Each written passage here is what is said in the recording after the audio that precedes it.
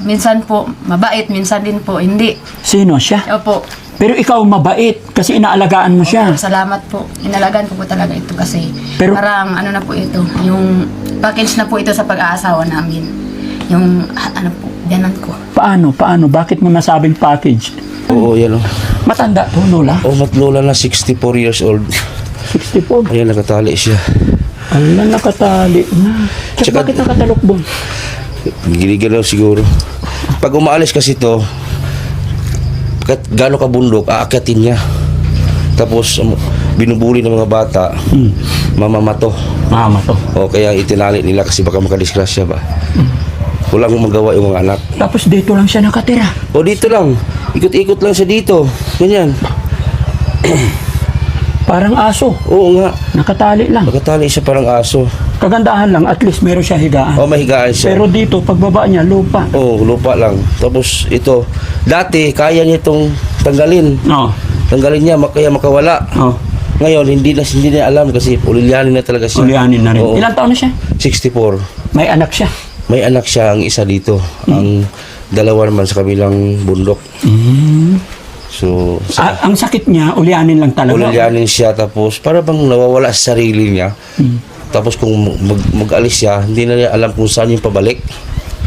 Magradyo na lang po yung taga-taas na may matanda dito na karating, pakikuha na lang. So, ihatid dito. Oh. Hindi rin nadadala sa pagamutan na.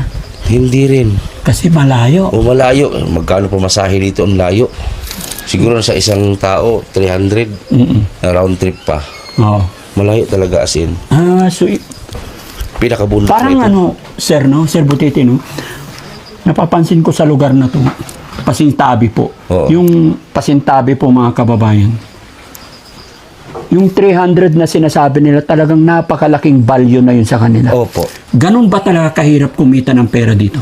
Ganun po talaga kahirap. Maraming produkto dito. Ang problema nga lang, sobrang mura. Oo, yun ang problema nila.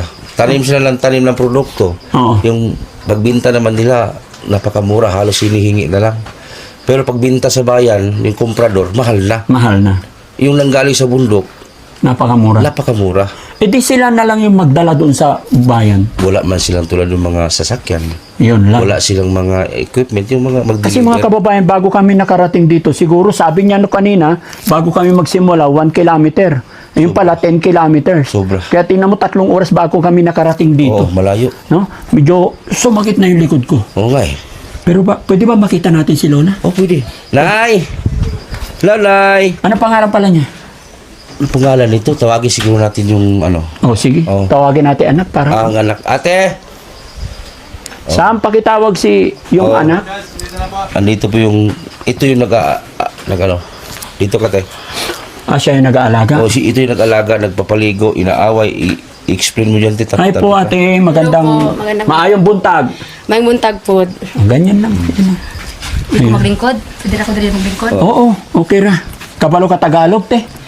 Makasabot ra. Kasabot gamay. Opo. Ay, magsabi ko. O, makasabi naman din ng konti. Oo. Hi, Lola. Unsad ka? Ano ba nangyari kay Lola? Bakit nakatalukbong? Bakit nakatali siya? Pwede na ako bisayaon? Oo. Tagalog. Ano kasi yung sakit niya po noon, yung ano na bantayan na mo. Kuan gud siya kanang nagapanguha og dili iyaha, mana mura siya gana bang malimtanon, saba? Makalimutin. Kumukuha ng Oo. mga gamit na hindi sa kanya. Dinadala dito. Sa bahay-bahay.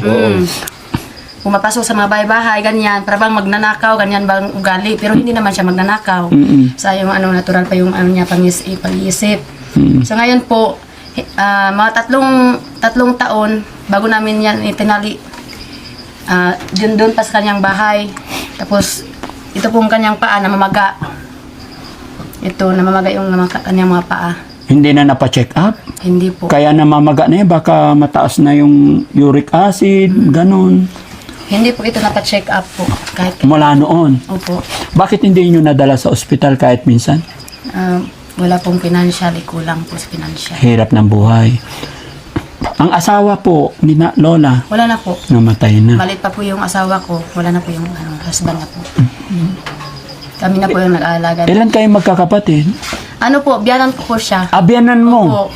Yung anak niya po, puro lalaki. Oh, anak niya ang asawa mo. Opo. Tapos ikaw na lang nag-aalaga. Ang bait na manugang. Ganyan po talaga. Minsan po, mabait. Minsan din po, hindi. Sino siya? Opo. Pero ikaw mabait kasi inaalagaan mo siya. Salamat po. Inalagaan ko po talaga ito kasi Pero- parang ano na po ito, yung package na po ito sa pag-aasawa namin. Yung ano po, biyanan ko. Paano? Bakit mo nasabing package?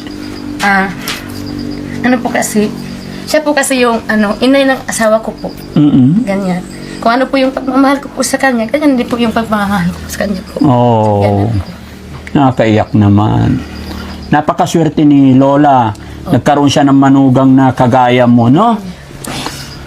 Mahirap naman din po kung hindi namin aalagaan, ganyan. Baka din po, dumating yung panahon, ganyan din po yung mangyari sa amin.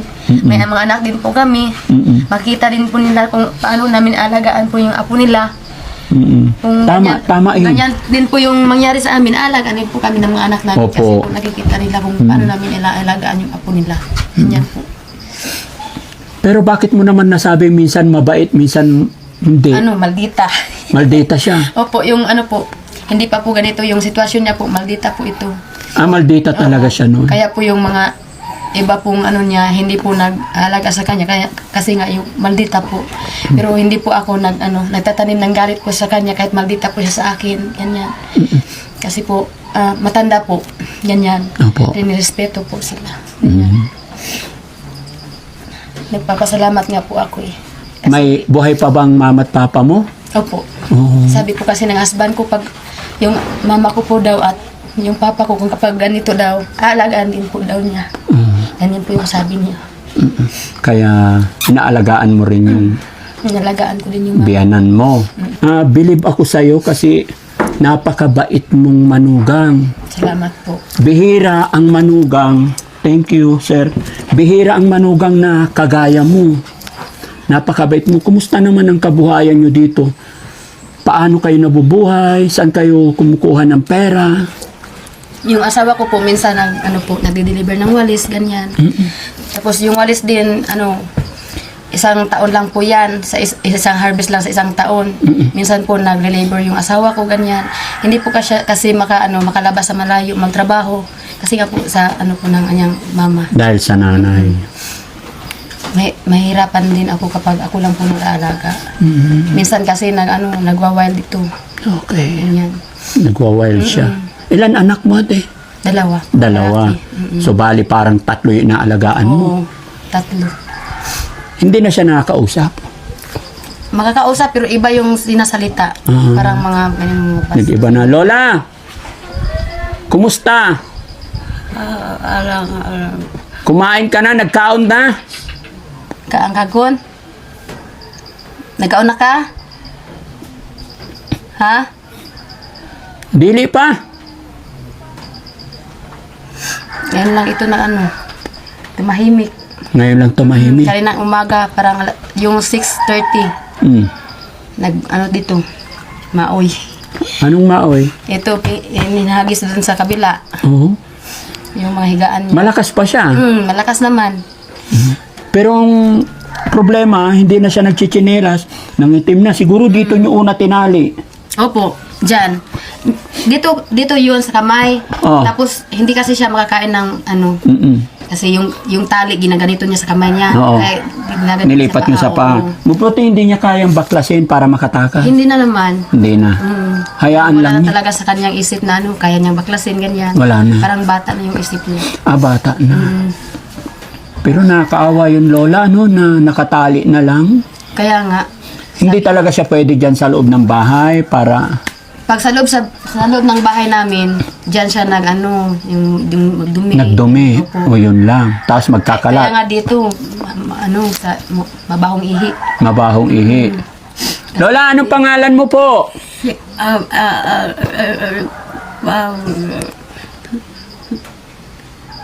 Sa'y nagan mo, Lola? Pangalan daw, pangalan. Pangalan mo po? Wala na.